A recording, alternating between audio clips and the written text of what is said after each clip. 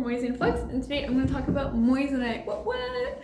Alright, so moissanite is a great diamond alternative. We're seeing it more and more in the last couple of years. I think it actually has to do because of TikTok, which is kind of cool. So the first thing is that moissanite is 10 to 20 times less the cost of a diamond.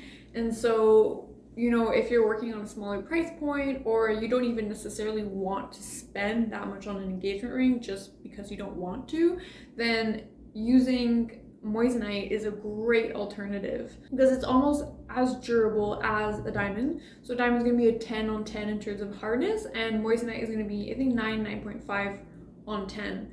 So it's really durable. It's a great stone. It has a very strong refraction. It actually has a higher refraction index than a diamond. What does that mean? It means that it's more sparkly. If you start looking into moissanite, you'll start to see a lot of that terms called the fiery effect.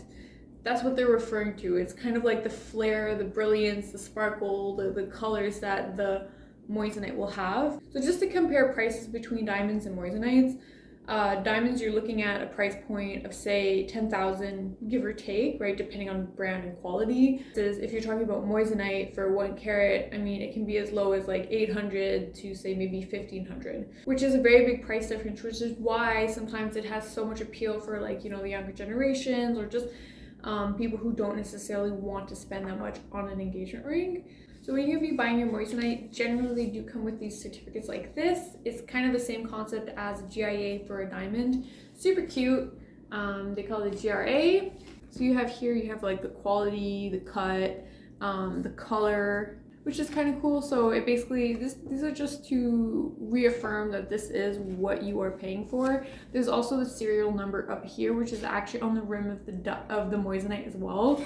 In terms of cut, is there a better cut than another? Not really. Honestly, when it comes to cut, I think it's really your own personal aesthetic, what you like or what you dislike. Because sometimes clients will think, oh, well, what's popular, you know, but what's popular will change throughout the decades. So, you know, for example, princess cuts aren't really in right now, but they could probably be in within the next 10 years. And so for a ring that you're going to be wearing your whole life, you know, the stone cut will most likely be in and out of fashion, you know, 1 or twice within its span. So it's not something that you should really worry about too much. It's really what you like. A few fun facts that you can consider if you would like a little bit more advice is, for example, anything like an oval or pears, anything that's kind of elongated, emerald cut radiance, those have a tendency of having a very feminine and elongating the fingers, which gives a very nice aesthetic. Round moissanites, brilliant cuts are always in, right? You can't really go wrong with a round. But at the end of the day, it's really what you like and the design that you want. For the difference between a radiant cut and an emerald cut, so radiant cut there are much more facets, and so it's a lot more brilliant. So when it comes down to the actual carat weight, you can go as big as you'd like, obviously, because moissanite is a lot better price points than diamonds. It is a lot easier to go, you know, 2 carats, 3 carats, 4 carats, 6 carats, you know, as big as you want. The only thing that I would consider is that the bigger you go, the more you can tell it's synthetic. And so for some people, you know, they love moissanite, they want to rep moissanite, like it's totally fine. So some clients buy moissanites as a diamond alternative. Their first choice would have been diamonds. In that case, what I would suggest is not to go over 2 carats. The bigger you go, the more it magnifies.